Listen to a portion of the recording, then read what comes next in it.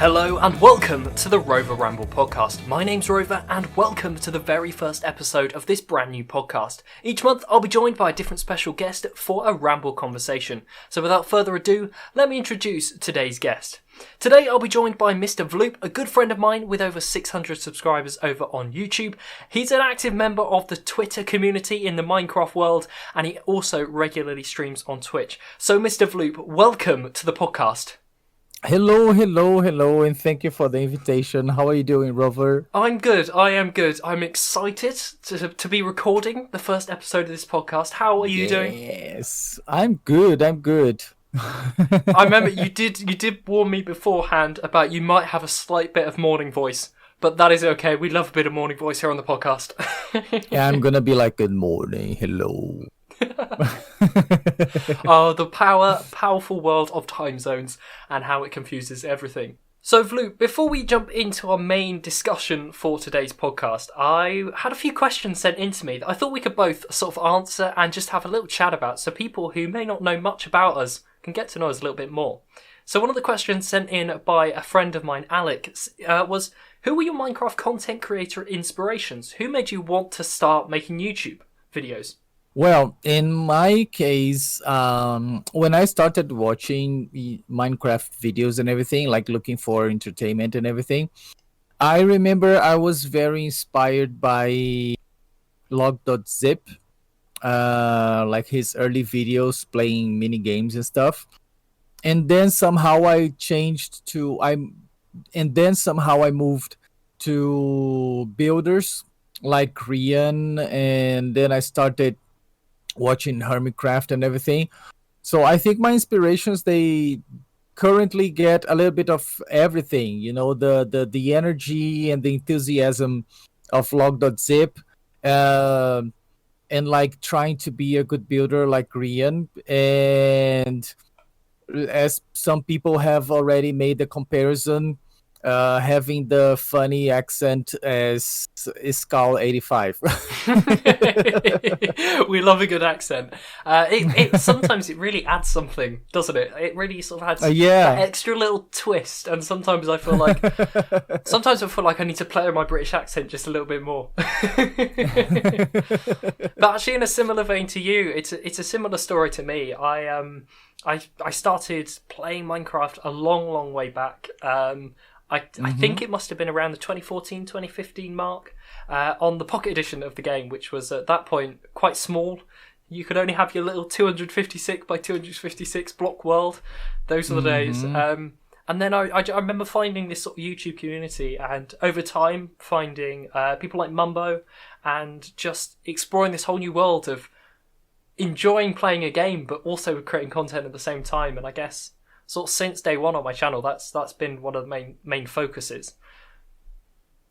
So one of the other questions I got sent through was, what if you were to redesign your skin, your channel, and your whole branding as such, but it has to be different from what yours is already? Would you? If you would, why? And if not, why not? Yeah, actually, I was confronted with that a long time ago. Because I had like a different skin back then. I'll send you the design if you want to, so then you can show it in there. And a friend who I met in the Minecraft community, he told me that my skin was looking a bit without personality. So he suggested me to change it, and then I did this job. Yeah. By the way, his name is Alex, and he gave me some very, very cool ideas before I start working like more professionally on my channels, both YouTube and Twitch. And I had already changed the skin. I wanted to keep the blue and green eye, as we will be like very, very different. And basically, I even have a video where I have both skins portrayed on it. It was like when I turned to 200 subscribers on YouTube, I wanted to make something special. Then I have this video where like I wake up and I see that I have 200 subscribers. I go to a barber shop, and then when I leave the barber shop, my skin is different. Ah, yes, I think I remember that video on your channel. I got a feeling that was About back a in the year day ago. when it must have been around when I first came across your channel, which was about, it must have been September 2019, I think I first ever stumbled Something across like your channel. that, I think. And Yeah. and that, yeah, and that's one of the videos that always sticks in my mind of you. This great sort of cinematic shot of you in a village. It always Exactly. it always sticks in my mind. Now, for myself, I don't know. That's the question. If I would or if I wouldn't. Now, I've still got this whole thing going. It's all revolved around my skin, which I've got a really boring story behind it. I think I found it once, way before I even planned to start doing YouTube. I found this skin, and I was like, oh, that's pretty cool. It's pretty different. It's a raccoon in a boiler suit. Why not?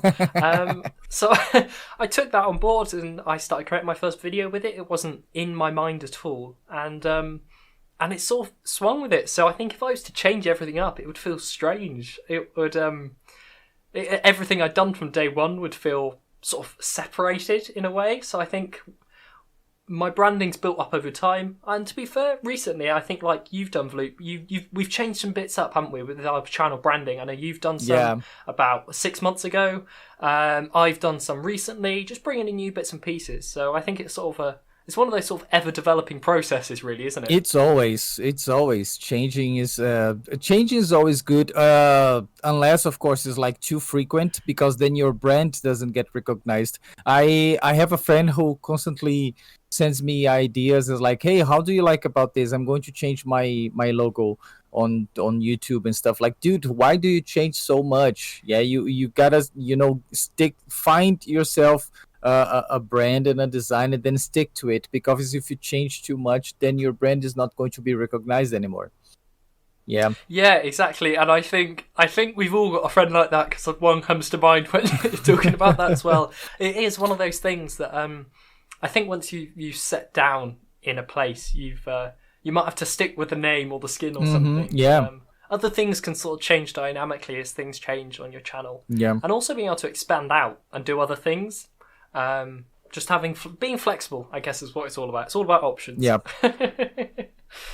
So today, we have decided we're going to have a chat about one thing that we have particularly in common, which is our experiences as small Minecraft content creators. So me and Vloop, if you do not know already, we both create content on YouTube regularly, all around Minecraft, doing all sorts of different bits and pieces. So we want to chat a little bit about what it's like doing that regularly, what it's like being in this community and trying to be different, and all this sort of things, that the challenges that come that you may not notice from just watching our videos that we put out.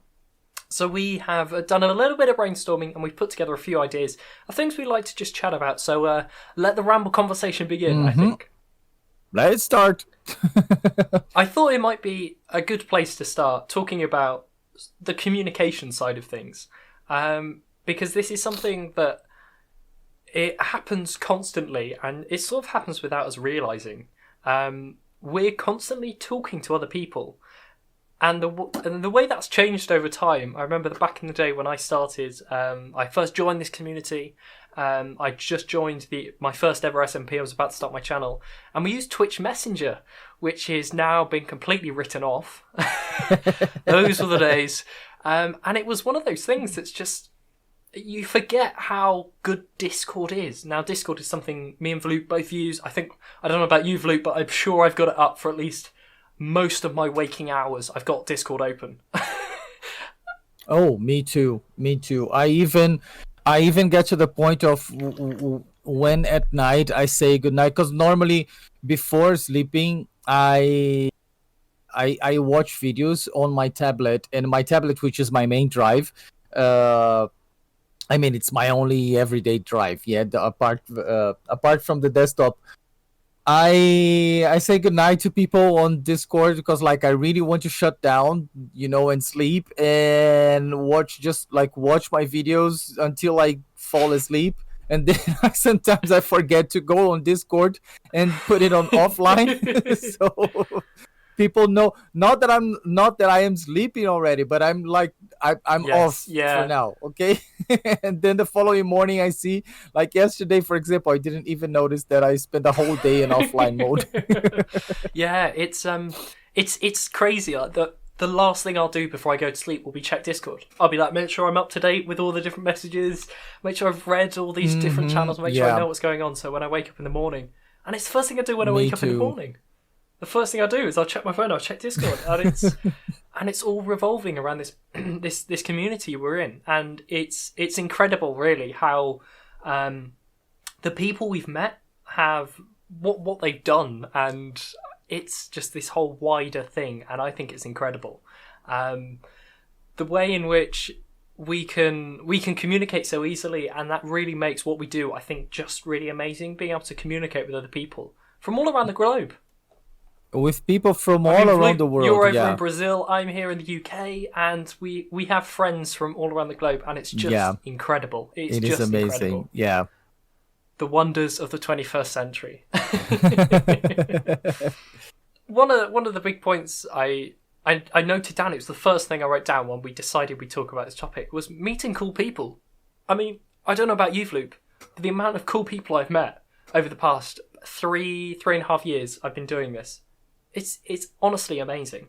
It is, and it's nice that we can also filter. Yeah, like in real life, we can't. Sometimes we just like we open our doors for someone we don't really want to talk about. But on the internet, when you find someone toxic and everything, you just have to block it. And We've got a nice way to switch them off. Yeah, exactly. yeah, it's nice. So then, like we can filter the kinds of friends that we adapt to. I'm not talking about like having different points of view or anything. We respect different points of view, of course. What we don't respect is disrespect, right? And Mm. stuff like this. But yeah, it's amazing how these small platforms they can open doors for us and make us get to know people from everywhere. It's really impressive. It really is. It really is. And one of the something that I've really noticed over the past year or so is it's Twitter, and it's the Minecraft community on Twitter. Now, Vloop, this is really your area. I think I remember sending a message to you about 6 months ago and saying, "How do you do it on Twitter? How do you do it and have And I really don't know. Well, I on like my Twitter is, as I also explained to my friends and family in real life, my Twitter is not my Twitter, it's Vloop's Twitter. Yeah, it's not the real person thing. Sometimes I know that here and there I let some political points of view go, but it's not that usual. It's not that. How do I say that? It's not really that important to me because I'm working on a brand, and I really try to avoid being in political conversation and stuff like this, because it can be really really mm, delicate, to discuss about it can be it quite decisive as well. on. And it's Yeah, and we're here really to make friends, aren't we? We're here to yeah, but it can be, when I say it can be like something delicate to do, because written words, they don't carry out your feelings in there, so you can be misread for everything you write, literally everything. Even like a simple, if you write down "good morning, I'm feeling so happy now," it can be misread by lots of people, Mm. because you don't carry emotion in there.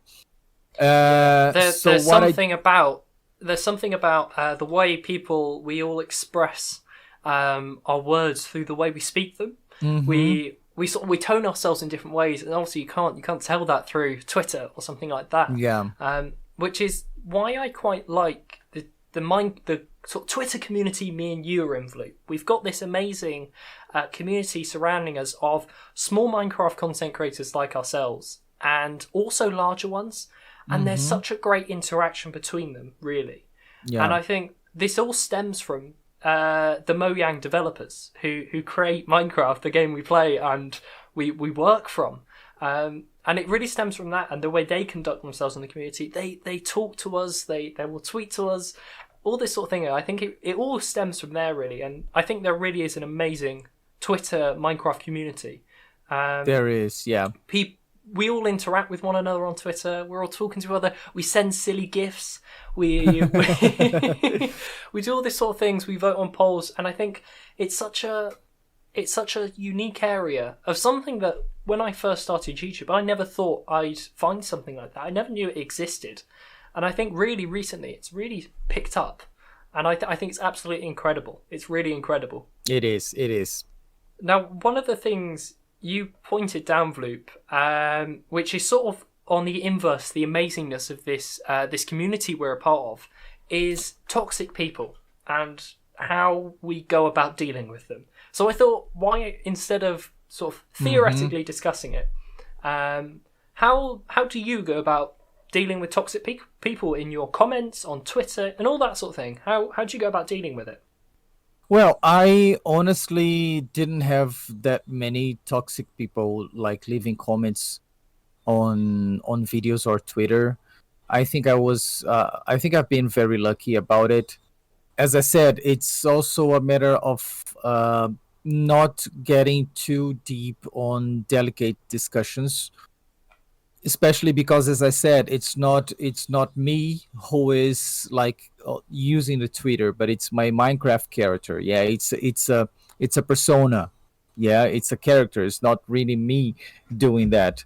And when I have these things, depending on the situation, on and also how strong the toxicity is, I have like levels of tolerance towards some stuff.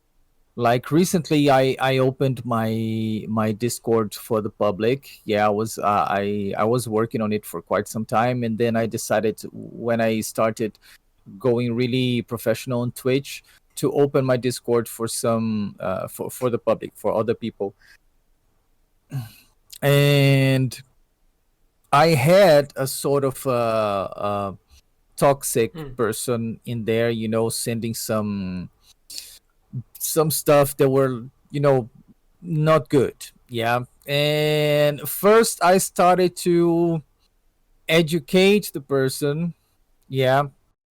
I was a teacher, so I think like the first thing that I tried to do in this situation is to try to educate the person in order try to see, not to be a friends with the toxic person, but try to make the person see that toxicity is not the answer. Toxicity is not the way you do stuff. Yeah. I think that's a really unique way of looking at it, and being able to act on it like that it's really important. Yeah, yes, it is. But like at the same time as I am a teacher, I also have to remember that like everybody should also remember that I'm not anymore, and there's a reason for that. The reason is that the world has become a place where being patient is necessary but is not frequent. Yeah, so like everybody has been very impatient with everything.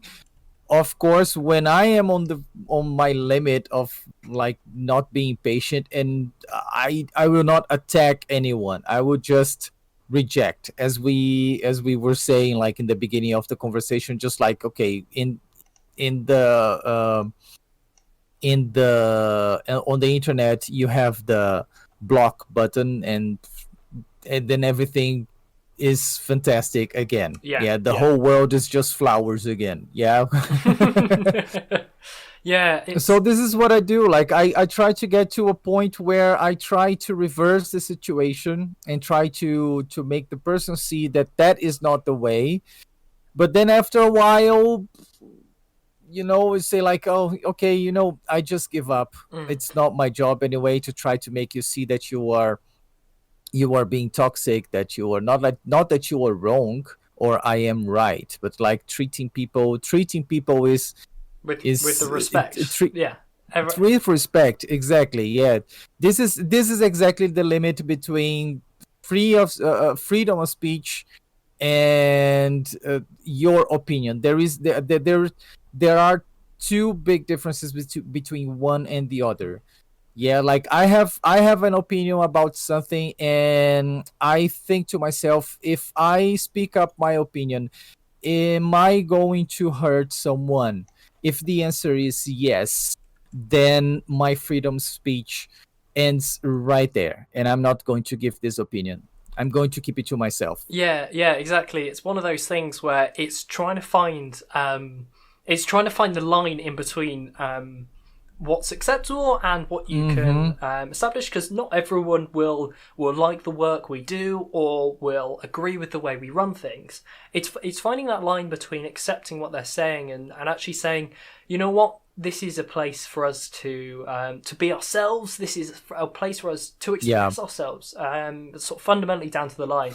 And if people are gonna be, we don't want to be surrounding ourselves with people like that. So finding a hard line is really difficult. And I think one of the other things I put down was administrative and moderation, the whole side of things, which is completely unseen from a viewer's perspective on a YouTuber or a streamer's work.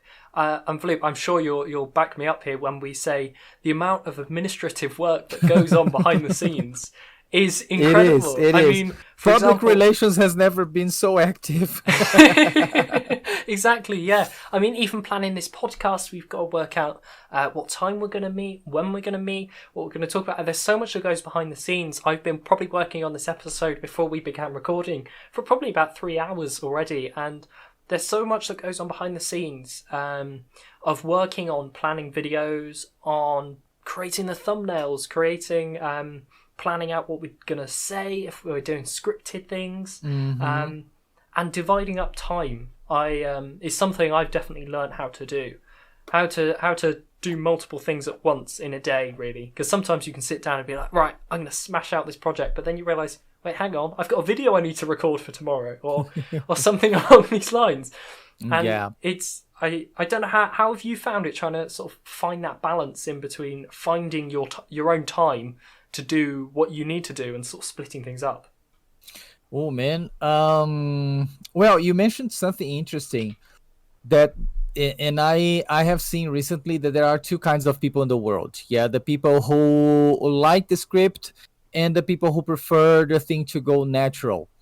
Yeah, and like especially like when playing a game. Yes. Yeah, because it's not, it's like creating content with a game is delicate, because if you write a script, and I tried it in the beginning, and doing that, but I got to the point where I did everything different in the Yes. video, yeah, in the making of the thing, and I like the result that I had. That But the now, script doesn't match. yeah, that now I don't even make a script. I just like let it run natural. Of course, I'm going to build something. I'm going to focus on that. Yeah, but like what I'm going to write and what is going to happen during that thing is like I really don't expect. You can see that in one of my last videos that I had to I had to beat a challenge, like spending the whole day in the Nether and everything. And I just said, okay, I'm gonna go to the Nether to fight wither skeletons, and whatever happens in there, it's gonna be on the tape. And the only thing that, like, you can say that's really different that happened is that I got killed by a magma cube when I was leaving, after everything ended, because the whole thing just happened like really with no big turns, nothing so big happened in there, but still the video was there. So like how I'm going to I Yes. Yeah. normally I prefer to record the video and then think of how I can make that thing into something special and different instead of Yeah. doing Yeah. the opposite. Yeah, I know that Mm. some people think of a script and think of what they're gonna do. Said, okay, this is gonna be different because I'm going to do this, and that. Yeah. But we are playing a video game, and it's like there is no way you can really predict what's going to happen or not. And if you try to pretend that you did something and then you undo or you edit, or it's like it's not going to sound natural.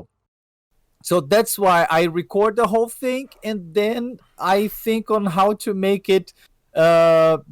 how to make it different and in the video editing. Yeah, it's one of Yeah. those things. I think it actually depends on the style of content we're creating. So, for example, predominantly both mine and your content we create is SMP content, which Yeah. that sort of style of seeing where the video takes you and deciding in post production the sort of storyline of how you want the video to go. Mm-hmm. It works really well for SMP and survival player videos.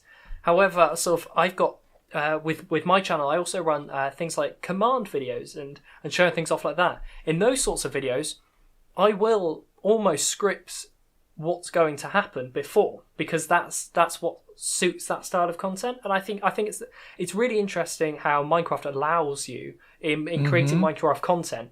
It allows you to play it however you want. We can Yeah. plan how we want to do things if you want to. So, for example, when I'm creating these command videos, I'll spend an hour or so creating the commands, then working out which order I want them to go in, and then I'll go in and all I'll do is I'll show how to do the command, and then that's done. And I've already had it sort of planned and scripted, which is Yeah. it's really interesting how different styles of content allow themselves to do different bits and pieces. They allow themselves to tie into into different ways we want to create content, which I think is just it's really interesting. Mm-hmm. And one of the big things which has I've been thinking about a lot over the past sort of 6 months to a year now, is finding a balance of what videos we enjoy creating and what our viewers enjoy watching. Yeah. For you, Vloop, do you find there is a difference? Do you find there's a difference in between what you enjoy making and what your viewers most enjoy? There is. I think there is. I'm not talking about like my viewers specifically because I tend to believe, or I like to believe, that I am working on my audience and slowly. Yeah, I want my audience Mm, to like uh, the way that I do things, because I remember one of the things that I have been most advised to do is like you do you. Yeah. yeah, And what I mean by you do you is not that like, oh, um I don't mean by, how am I going to explain that? What I mean by you do you is not that like record a video with your webcam, showing your face and showing how you really play the game. If I do that, I'm not gonna have any viewer at all in any platform, because I like to play it without music, in silence, just focusing on the game. This is how I like to enjoy. I really mm. like to immerse myself in there. So when I play, I don't listen to music and I don't talk. Period. Okay.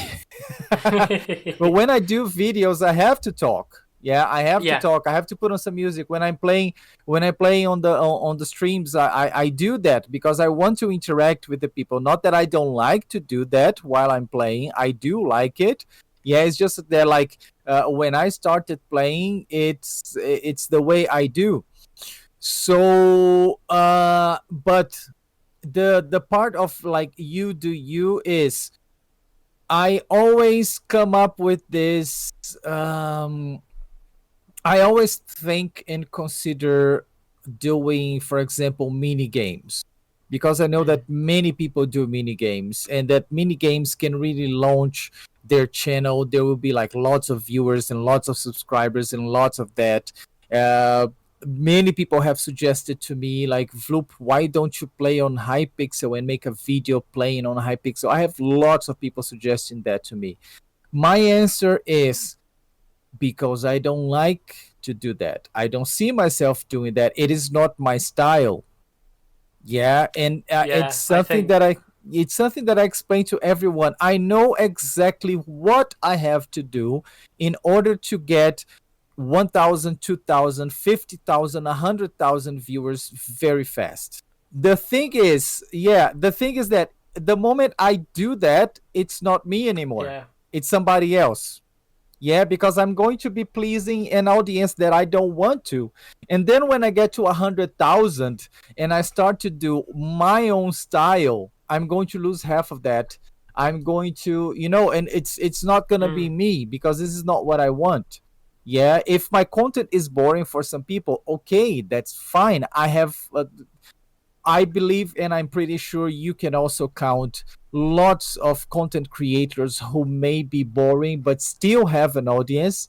Yeah, let's remember, for example, there are some names on the Hermitcraft that, like, when I watch their content and Mm. stuff like this, I'm not gonna say names, but like, when I watch their content, say like, okay, I don't like to watch this because I think it's boring, not that just say like, oh, I can, yes, I sometimes even tell myself like, I can do something better than that. I do something better than that. It's about finding it's sort of back to the point of it's really knowing your Yeah. audience. And And everyone does have different audiences. We've all got different. We might be a part of this larger, wider Minecraft community of small content creators, but then again, when we narrow it down, we've each got our own small communities surrounding us, which Yeah. which sort of focus in. We do focus in on. We all do this. We all focus in on these areas, and we think, you know what, that's where I'm gonna focus my area on, because we can't please anyone. You can't please everyone in anything. So. But what I wanted to like to just to finish this, the idea that, like, there are these content creators who make content that you clearly see, like, I'm not just talking about some guys on the Hermitcraft, but also some others who have like hundreds and millions of subscribers, and then you see like, this is not the content I make. Yeah, but these people have like Yes. the hundreds and thousands of subscribers, but still, if you look back at some of the Hermitcraft guys before the recent updates, they were still doing the same thing, so this is what some people told me, when they did, like, you do you. It's like, don't try to do what the audience asks you to do, because your audience will change. You do what you want to do, because you will find eventually people who like what you really like to do, and this is going to be much more pleasant to you. Yeah, it really is. Instead of trying to please an audience that you don't even know if they're going to be following you 5 years from now. Yeah, you do what you like to do, because you will stick, you will build. This is building a community. It's not like I really, and when I started to realize, for example, now I'm dedicating much more to Twitch, because I can interact to people, not because I want to make bigger numbers on Twitch. Of course, I have to be a bit honest in here. It's faster, the financial side of Twitch is faster than YouTube. That is completely but true. Yeah. It is. Everybody knows that. And like, every little bit, every single cent from those bits, they count. Yeah, especially for someone who lives in a country where the dollar is very expensive. So the conversion makes me like 5 times more than that. But what I mean is that these two different platforms, and it took me a while to see the difference between them. YouTube is for my recorded videos. It's videos that are like, I take time, I edit them, I do them the way I want and everything. Not that I don't want to do that on Twitch. Twitch is really growing in me, to be playing the games and listening to music and talking to the viewers at the same time. This is really growing on me and really, really strong. And I'm loving to do that. Yeah, but they are two different things. And what I mean that is, like, I'm not going to make videos on Hypixel just because there are thousands of people asking me for that. No, I'm going to keep doing what I do Yeah. because I want my community to stick with me even the day I decide to stop doing those high pixel videos. Yeah, because I'm gonna do videos for Hypixel, and then next year say, okay, now I have 2,000 subscribers. I'm going to stop doing Hypixel videos. I'm gonna lose all those 2,000 subscribers because I was doing something that they want and not something that I want or that I like. I don't like to do that. Yeah. I don't like Bed Wars. I don't like those things. I'm horrible at parkour and stuff like this. So why would I do a video on something that I don't want to do just to get numbers? I don't want to get numbers. I want to build a community. Yeah, I want to build a community. Something you mentioned while talking about that was you name dropped Hermitcraft, and obviously in the area of content we create, they're the big ones, really. They are what they're fundamentally they're sort of what we look up to, because they have just created such a big name for themselves.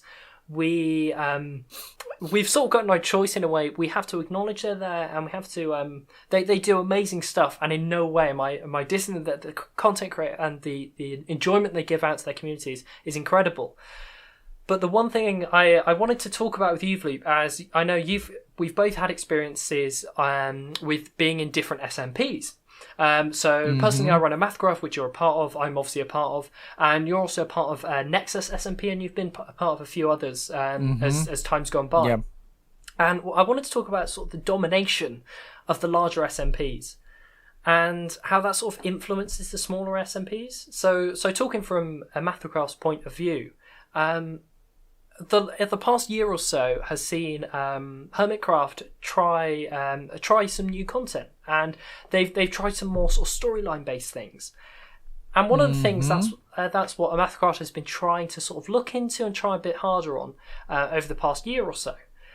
But the one thing we found is Hermitcraft seems to have this psychic ability to to put into place or do something very similar to what we're planning about a month ahead of it.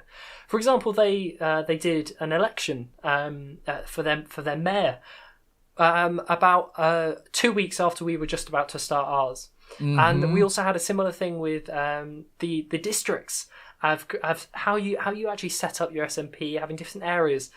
We were just about to do that, and then Hermitcraft did it, and it's like. And then you sort of struggle with the content, and I would guess you've also had similar comments, Vloop, saying, "Is this just Hermitcraft?" And as much as the struggle to be something different it's incredible. It really is. Trying to be unique, because it seems to be a running joke now in the Hermitcraft community. Whenever we try and do something, Hermitcraft do it a week later, and we get the comparison. Yeah, we get to be compared, and like everyone does that. Even like not only the small ones, but the medium ones, like Truly Bedrock. I think you know Truly Bedrock. Truly Bedrock, yeah, and So I worked with Silent Whisperer, who's a prominent member on the Truly Bedrock server.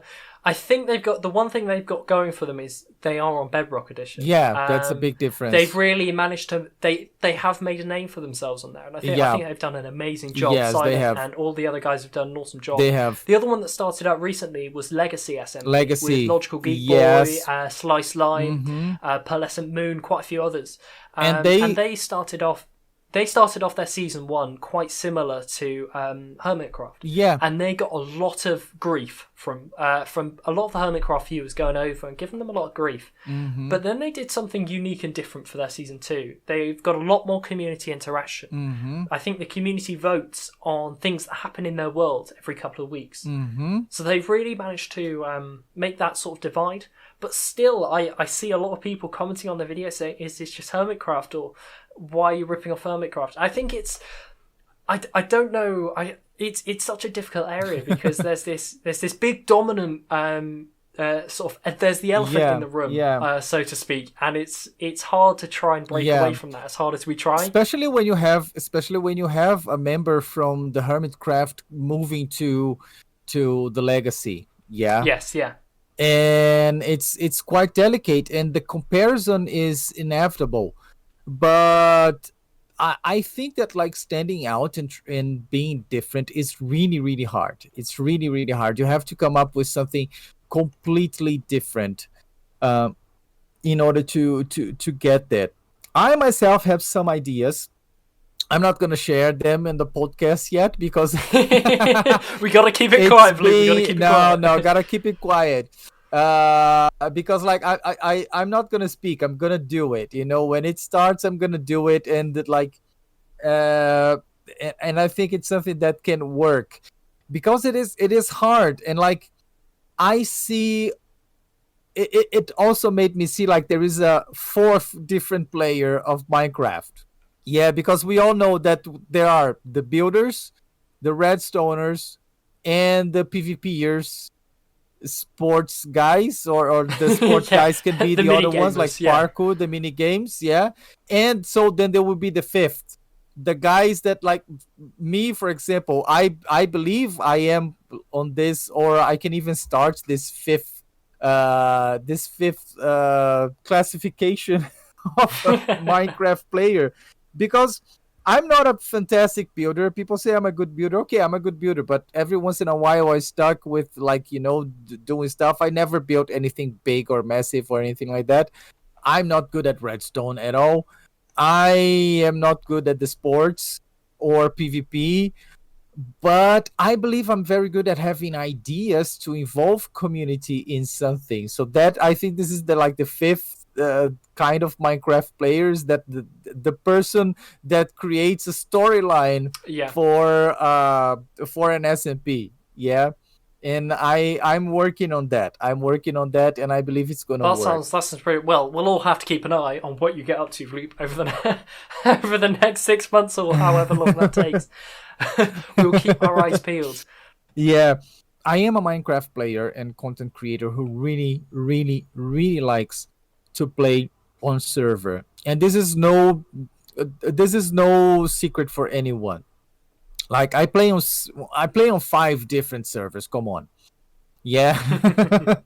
I play on an open server and on a sub server, and on three, no, two open servers. Yeah, on two whitelisted servers. Like, I love playing on servers because I like to interact with people. And sometimes when I want to do stuff and I create a content and I try to direct my content to a community, and there is no community to do that, there comes motivation. And I believe this is the next topic that you wanted to talk about. It's trying to stay motivated. It's trying to stay motivated. If I get my words out. And one of the intro is you mentioned the sort of the death of SMP servers, and why players really get demotivated, and how that sort of affects one of the Yeah. the all of the people in that community. And I've got some experience with this. So I've been on a couple of SMPs now which have completely shut down. So the first SMP I ever started on, Awesome Villa, I was only on there for a few months, and then that completely shut down. And I think that was mostly down to it being a very new server. We were trying something different. We as a group had never done something like that before. And then we sort of migrated, and I started up a Mathacraft. A year or so later, I joined Awesome Villa. No, a year or so later, I joined Ancient Craft, which was an awesome community of people doing quite a similar thing to what a Mathacraft was doing at the same time. And we had similar sort of size player bases, but there was one big difference, and it was that on a Mathacraft we had more content creating people, and on Ancient Craft, I think there was only about 1 or 2 content creating people.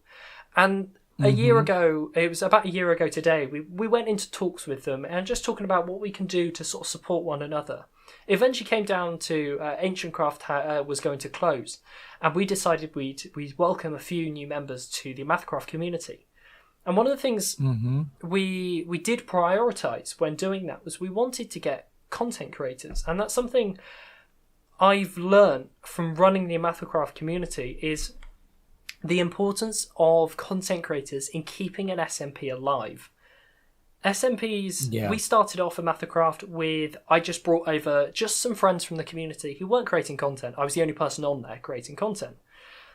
And then what I started to learn throughout our second season was we were welcoming loads of people in through a sort of Google Forms application. And they'd last a little bit, but then they'd go.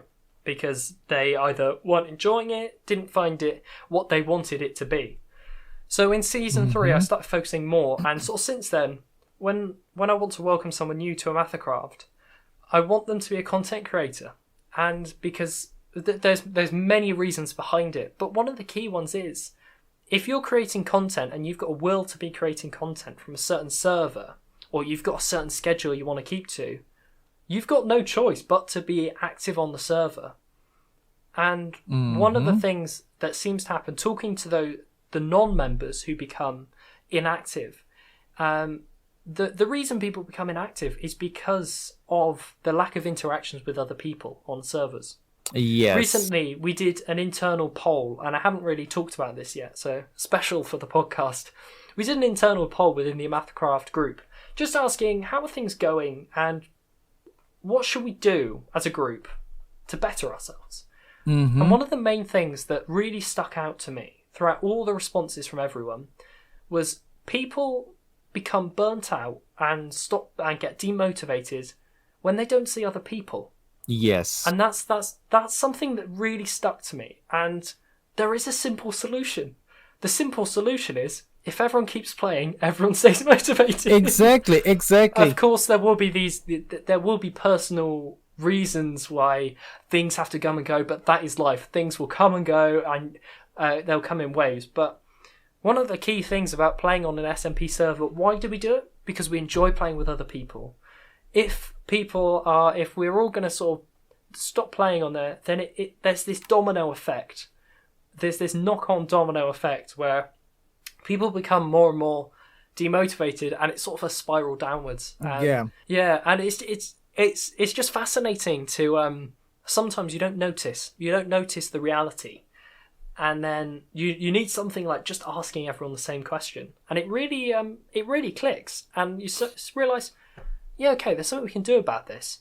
So no, it's a really interesting area, this area of demotivation, and Vloop, I'm sure we've all had experience with being demotivated. What's your experience and what do you make of it? Well, I try not to get demotivated, but sometimes when I go with that, I either just like in Minecraft, for example, I either go mining, or I try to get like a very, very silly idea working. Yes. Okay. Yeah, it's like very, very silly. It can be like I don't know how to explain that. It's like, okay, I'm going to create a maze. How can I make this maze silly?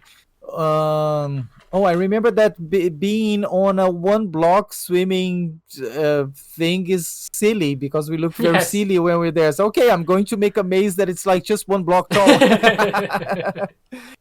And this is how like some stuff start to work. Yeah. But yeah, really on SMP and people getting demotivated, it's really a thing that gets some players, and I'm not just talking about content creator SMPs. I'm also speaking about servers in general. I have been to other servers, like public servers, where sometimes people don't play.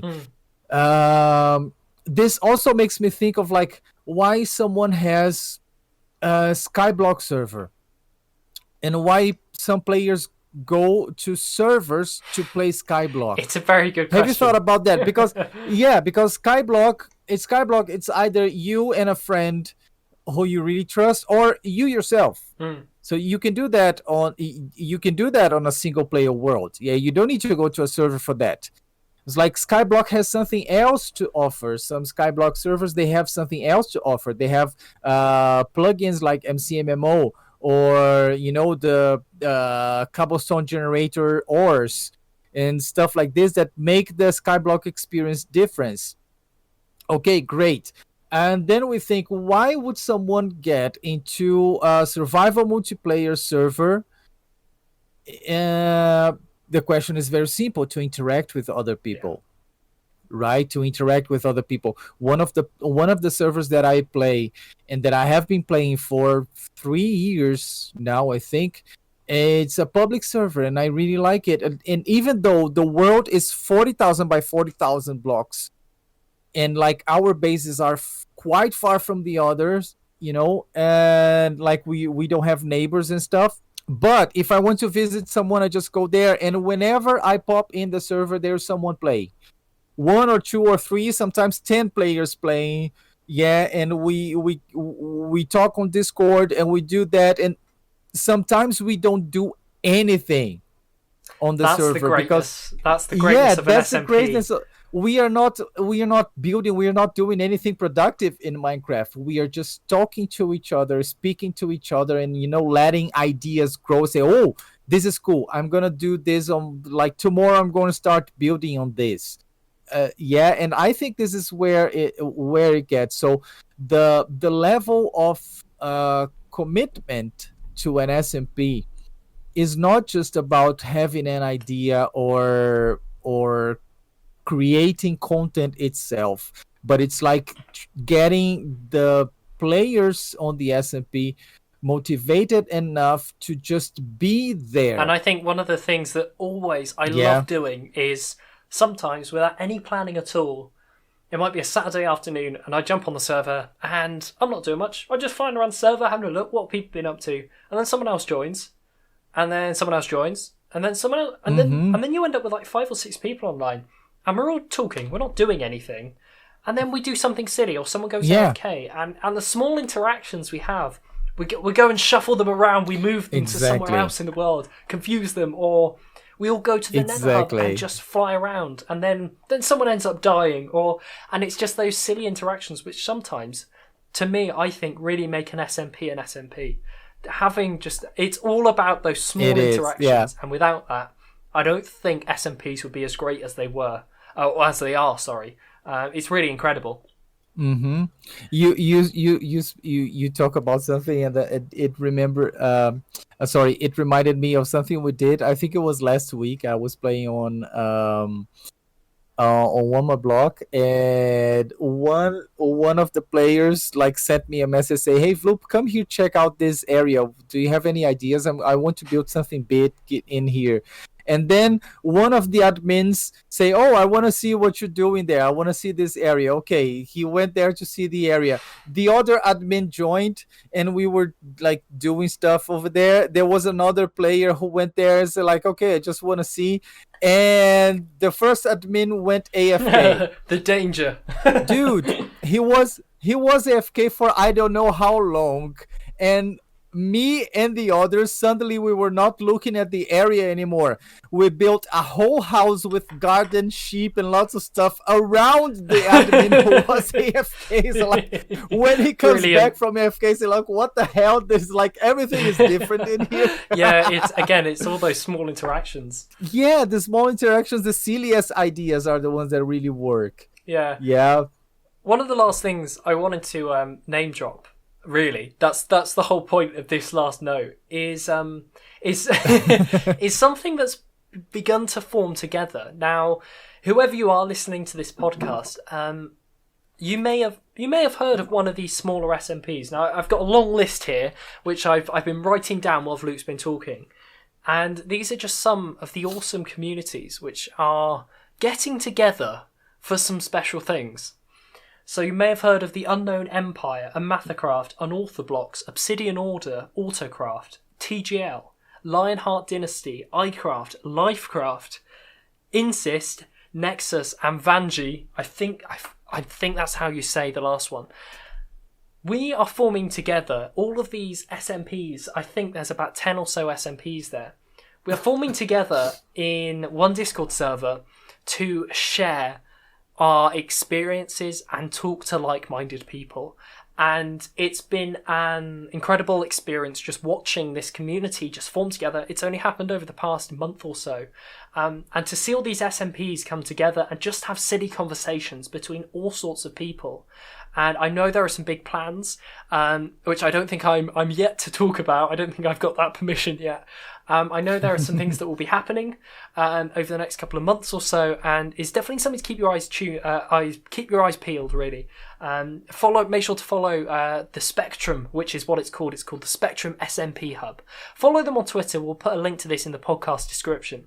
And I really recommend keeping your eyes on this. It's a really amazing way of watching about 10 SMPs, small similar SMPs, join together to do some really special things and really just find some new people, which has been a great experience. I'll have to get Kento on the podcast at some point in the future, who's the founder of the Spectrum, and to chat a little bit more about what it's like being in this community as well. So Vloop, thank you for joining me. It's been an awesome experience. I've really loved it. It's been the first one. You've been an awesome guest.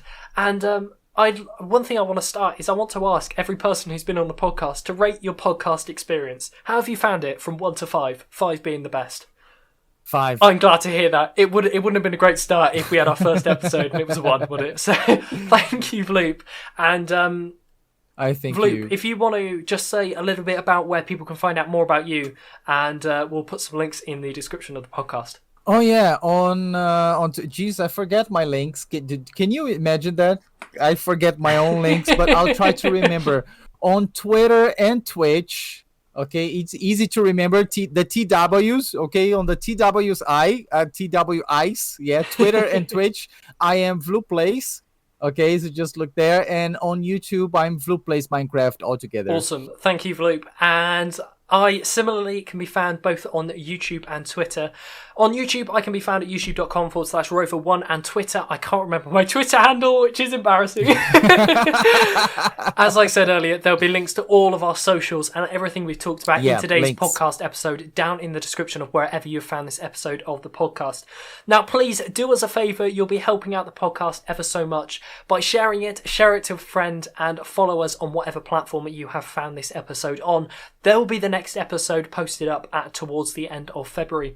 Once again, thank you, Vloop, for joining me on this, what has been an amazing experience, talking about our experiences as small Minecraft content creators. But that is all for today's podcast, so I will see you in the next one. Goodbye!